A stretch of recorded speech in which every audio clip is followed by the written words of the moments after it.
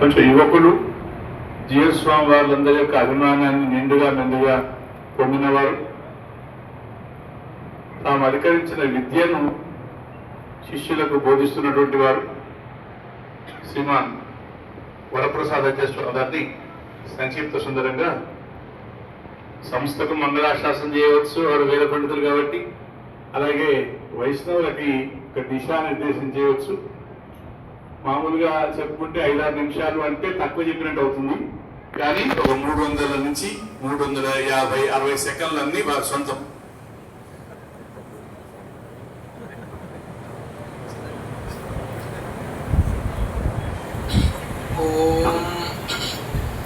ఓం నమో బ్రహ్మణే నమో అస్త్వగ్నయే నమః పృథివ్యై నమః ఓషధీభ్యః నమో వాచే నమో వాచస్పతయే నమో విష్ణవే బృహతే కరోమి. ఓం శాంతి శాంతి శాంతి. యో నాథయామున మహాగురు ముఖ్య శిష్యః యో వాదిభీకరగురోః ప్రణతాద్విబంధుః యస్సర్వలోకమనుజానకరోన్ముముక్షూన్ రామానుజం యతివరం తమహం నమామి. భాగవతోత్తములారా, ముందుగా వేదిక మీద వేయించేసినటువంటి శ్రీ శ్రీ శ్రీ త్రిదండి రామచంద్ర జీయర్ స్వామి వారి శ్రీపాద పద్మములకు, అదే విధముగా షఠగోప రామానంద జీయర్ స్వామి వారి శ్రీపాద పద్మములకు, భాగవతోత్తములందరికీ, ముందుగా ఉన్నటువంటి భాగవతోత్తములందరికీ కూడా స్వరూప అనురూప దాసోహమును సమర్పిస్తూ, సహజంగా ఎవరికైనా ఏదైనా ఒక సంబంధం ఉండటం వల్ల పెద్దల యొక్క అనుగ్రహం చేత ఇలాంటి ఒక సన్మానాలు సత్కారాలు జరుగుతూ ఉంటాయి, సహజమే. ఏదీ లేకుండా పొందడం కూడా ఒక గొప్ప విషయమే.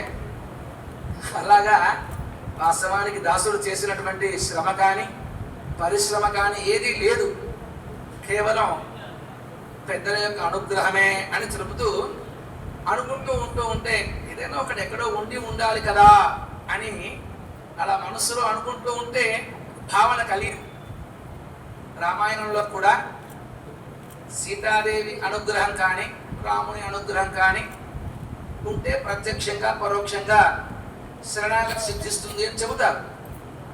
అలాగా సుగ్రీవునికి రాజ్యాధికారం కానీ అంత వైభవం కానీ ఎలా వచ్చింది అంటే హనుమంతుడికి సీతామ్మవారిని చూసిన తరువాత తెలిసిందట. అలాగా వృష్టశృంగ పర్వతం మీద అమ్మవారు తన యొక్క అనుగ్రహం కావాలి పడింది అని అమ్మవారు ఆభరణములను జార విడిచారట. ఆ తర్వాత చాలా చక్కటి ఆదర్శ భాగవతోత్తముడుగా అయ్యాడు, అందరికి తెలిసిందే. అలాగా ఈరోజు ఇక్కడ స్వామివారి ముందర ఉండి 4 మాటలు మాట్లాడుతూ మహామహోపాధ్యాయులైనటువంటి వారు, గొప్పనైనటువంటి ఆధ్యాత్మిక సేవ చేసి మన సంప్రదాయానికి ముఖ్యంగా తలమానికంగా నిలిచినటువంటి మహానుభావుడు. వాస్తవానికి అలాంటి వారి ఛాయలో కూడా తిరగలేనటువంటి దుర్గుణములు కలిగినటువంటి వారు నేను. కానీ ఈనాడు ఈ వేదిక మీద పెద్దల యొక్క సమక్షంలో వారి పేరు మీద ఒక పురస్కారాన్ని తీసుకునే అర్హత ఉందా అంటే అది నా గొప్పతనం కాదు, వారి యొక్క అనుగ్రహమే. సుమారుగా 1992, 93, 94 ఆ 3 సంవత్సరములు రఘునాథాచార్య స్వామి వారు సీతానగరంలో వేయించేసి ఉండి శ్రీకోశము అని ఒక అద్భుతమైనటువంటి లైబ్రరీ గ్రంథాలయం కింద స్వామివారు ఉంటూ ఉండేవారు. దాసుడికి కూడా కరీంనగర్ ప్రాంతం అవ్వడం చేత, నాకు కొంత ఇక్కడ వరంగల్లో కూడా బంధుగణం ఉండడం చేత అప్పుడు ఇప్పుడు వస్తూ వెళ్తూ ఈ ఊరు అంటే వరంగల్ అనగానే స్వామివారు అంటే మన ప్రక్క నుంచి వేదాధ్యయనం చేసేటువంటి వాళ్ళు చాలా తక్కువగా ఉండేవారు. దాంట్లో స్వామివారి దాసుని దగ్గరికి తీసి ఉదయం పూట వారు అక్కడ కుమిద్ జోషి అని ఒక పెద్ద ఆవిడ వచ్చి ఒక అద్భుతమైనటువంటి చెట్టు నాటిన స్వామివారి ఆశ్రమంలో, పొగడ చెట్టు. స్వామివారి యొక్క ఆరాధ్య దైవము శ్రీరామచంద్రుడు అవ్వడం చేత ప్రతిరోజు తులసి అలానే ఆ పొగడ చెట్టు పుష్పములు తీసుకువెళ్ళడానికి పెడుతూ ఉంటే ఆ ముందు వరండాలో సంధ్యావనాన్ని కూర్చునేవాడు. ఆశ్రమంలో ఉన్నప్పుడు పిల్లలకి ఏంటంటే ఎవరైనా పెద్దవాళ్ళు వస్తే వారితో కాస్త ఏదైనా పనులు చేస్తూ ఉంటే వారైనా ఆహారమో లేకుంటే ఏదైనా మంచి సహాయం చేస్తూ ఉంటారు. చదివేటువంటి పని ఉండదు, అనేటువంటి బుద్ధి సహజంగా ఉంటుంది. అప్పుడు నాకు ఉండేది అనమాట. అలాగే స్వామివారిని మీరు సేవించడం, అలా పుష్పాలు కోవడానికి వెళ్తూ ఉంటే చక్కగా దాసుని కూడా తీసుకువెళ్ళి ఏదైనా అడుగుతూ ఉండేవారు, ఏం చేస్తున్నాం, ఏదో అవుతుంది ఇలాగా. అది గొప్పతనం నాకు పెద్దగా తెలియదు. అయినప్పటికీ దాసుడు చిన్న పిల్లవాడు, వేదాన్ని అధ్యయనం చేస్తున్నవాడు, మన ప్రాంతం వారు అని వారి దాసుడి మీద చక్కటి అభిమానాన్ని చూపించేవారు. అదొక కారణమని. రెండవది, అమ్మగారు కూడా ఎక్కువగా ఉండేవారు కాదు. అప్పుడు స్వామివారు ప్రసాదం చేసుకునేవారు. ఆ ప్రసాదం కూడా సాయంత్రం పూట ఉదయం పూట వెళ్ళినప్పుడు ఆ పుష్పాల కోసం దానికోసం వారు సహకరిస్తూ ఉంటే సాయంత్రం పూట వారు తీసుకున్నటువంటి శేష ప్రసాదాన్ని నాకు అనుగ్రహించేవారు. బాగా గుర్తుంది. ఆ ప్రసాదము వారికి చేసిన కైంకర్యమే నాకు ఈ పురస్కారాన్ని ఇవ్వడానికి యోగ్యత తప్ప వారు చెప్పినటువంటి ఈ యోగ్యత పెద్దగా లేదు. అలానే అప్పట్లో వేద ప్రామాణ్యము అనబడేటువంటి ఒక కోశాన్ని, అలానే విశిష్టాద్వైత వైభవం అనబడేటువంటి సంస్కృత కోశాన్ని రెండింటినీ కూడా చాలా చేశారు. నాకు గుర్తుకున్నటువంటి కోశములకు రెండు అన్నమాట. అలానే వారు ఇంటికి వెళ్ళినప్పుడు ఆ తర్వాతి కాలంలో వారి గ్రంథాలన్నీ కూడా నాకు వారి చేతుల మీదుగా ఇచ్చారు. అవి ఇంకా భద్రపరుచుకున్నాను.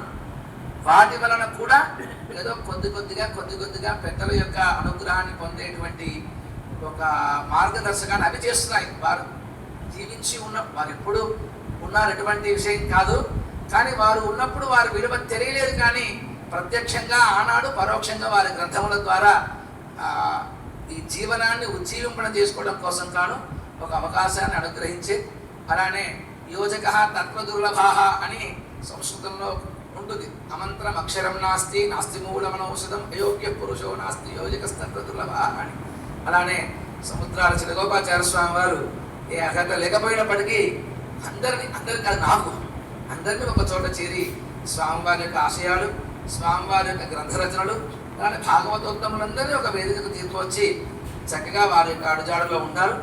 ఈ అవకాశాన్ని ఇచ్చినటువంటి వారికి, సత్సంప్రదాయ సుధ వారికి, అలానే స్వామివారి ఇరువురికి మరొకసారి ముందుగా ముఖ్యంగా రఘునాథాచార్య స్వామివారి శ్రీపాద బలపద్మముల వద్ద దాసోహములు సమర్పిస్తూ జై శ్రీమన్నారాయణ. శ్రీమతే రామానుజాయ నమః.